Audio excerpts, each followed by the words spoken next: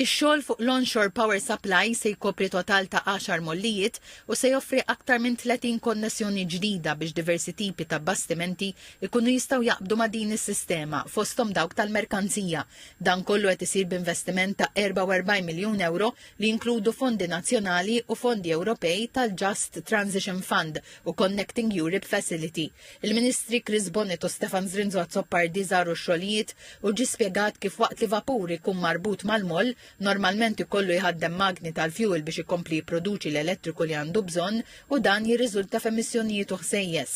Bis-sistema tal-onshore power supply, il-vapur ikun jista' jitfil magni tiegħu u jaqbad direttament mal-grid nazzjonali tal-elettriku u bekk dan iwassal għal arja aktar nadifa, inqas tniġġis u inqas storbju. Il-Ministru għat-Trasport, l-Infrastruttura u Xogħlijiet Pubbliċi Chris Bonnet qal li s-sistemi tal-onshore power supply qed ikomplu jpoġġu lil Malta fuq quddiem-nett fejn jidħlu portijiet sostenibbli fl-Ewropa. Meta niġu għax-shore to ship, konna leaders fil-Mediterran ġan cruiser u nkunu leaders ukoll għal dak li rigwardja l-industrija l-oħra kollha sa mhux il-cruise liners biss.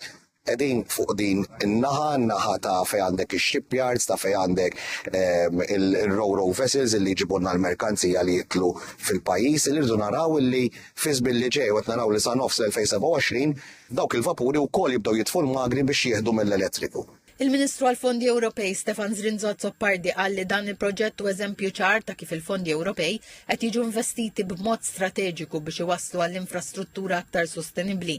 Qal li l-provvista tal-enerġija mix-xatt lil bastimenti se tnaqqas b'mod sinifikanti t-tniġġis tal-arja u l-istorbju fil-Port il-Kbir.